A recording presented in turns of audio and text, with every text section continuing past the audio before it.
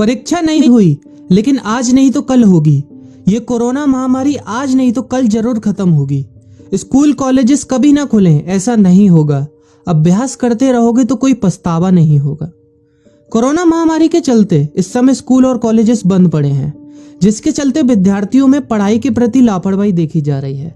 इसी को देखते हुए मुंबई के एक स्कूल में हमारे पुराणों में लिखित एक कहानी सुनाई गई और विद्यार्थियों को इस कहानी के जरिए एक मैसेज दिया गया, एक सलाह दी गई। कहानी ये थी कि एक बार भगवान इंद्र किसानों से नाराज हो गए और उन्होंने घोषणा कर दी कि 12 साल तक बारिश नहीं होगी, आप फसलों को नहीं उगा पाएंगे। भगवान इंद्र से किसानों ने विनम्रता पूर्वक विनती की। किसानों की विनती को देखते हुए इंद्र ने बड़ी चालाकी से बारिश न होने का सारा श्रेय भगवान शिव के ऊपर डाल दिया और कहा कि बारिश तभी संभव है जब भगवान शिव अपना डमरू बजाएंगे। लेकिन इंद्रदेव भगवान शिव के साथ पहले ही गुप्त रूप से चर्चा कर चुके थे और उनसे किसानों के साथ सहमत नहीं होने के लिए भी अनुरोध कर चुके थे। जब किसान भगवान शिव के पास बारिश के लिए विनती करने के लिए गए तो उन्होंने भी कह दिया कि बारिश तभी होगी जब मैं 12 साल बाद अपना डमरू बजाऊंगा। निराश होकर वापस लौटते किसानों ने 12 साल तक इंतजार करने का फैसला किया। लेकिन उनमें से एक किसान वापस लौटकर नियमित रूप से अपना काम कर रहा था, खेती कर रहा था, यहाँ तक कि बीज भी बो रहा था। अन्य किसानों ने यह देखकर उस किसान का मजाक उड़ाना चालू कर दिया। कुछ किसानों ने उससे पूछा भी कि आप अपना समय और ऊर्जा क्यों बर्बाद कर रहे हैं, जबकि आप जानते हैं कि 12 साल तक बारिश नहीं होने वाली। उस किसान ने जवाब दिया कि मुझे पता है कि बारिश के बिना मेरी फसल नहीं आएगी, लेकिन मैं ये सब केवल अभ्यास के रूप में कर रहा हूँ। 12 साल बाद मैं फसलों को उगाने और खेतों में काम करने की प्रतिक्रिया को भूल जाऊंगा। शरीर की काम करने की आदत छूट जाएगी और शरीर आलस का शिकार हो जाएगा।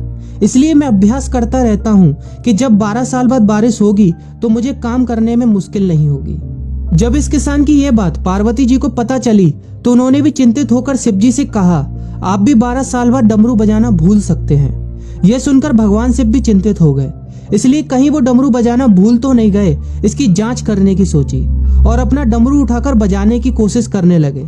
कोशिश करते हुए जैसे ही डमरू से आवाज आई वैसी बारिश होने लगी और जो किसान नियमित रूप से अपना काम कर रहा था उस किसान का खेत फसलों से हरा भरा हो गया। लेकिन बाकी सभी बारिश का इंतजार करते किसानों को पछतावा हुआ, क्योंकि उन्होंने अभ्यास करना भी छोड़ दिया था। इसी तरह 2 सप्ताह बाद, 2 महीने बाद या 2 साल बाद लॉकडाउन समाप्त हो जाएगा।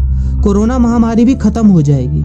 इसे घूरने या इस महामारी के खत्म होने तक का इंतजार करने से बेहतर है कि आप जिस कक्षा में हैं या जिस अगली कक्षा में जाने वाले हैं उसका अध्ययन करें। पुस्तकों का अध्ययन करके अपने कौशल को तेज करें। आपके पास जो ज्ञान है उसे और बढ़ाएं। इस समय का इस्तेमाल करें और ये सोचें कि आप और भी बेहतर कैसे कर सकते हैं, क्योंकि डमरू कभी भी बच सकता है। इसलिए अभ्यास करते रहें। अभ्यास ही गुणवत्ता का सार है। अभ्यास ही है जो आपको किसी भी क्षेत्र में पूर्ण बनाता है। अगर आप अपनी पढ़ाई के प्रति लापरवाही छोड़कर अभ्यास करते रहेंगे तो जब काम करने का समय आएगा, जब भी परीक्षा देने का समय आएगा, तो आप हर चुनौती और अपने हर क्वेश्चन का जवाब देने के लिए तैयार रहेंगे।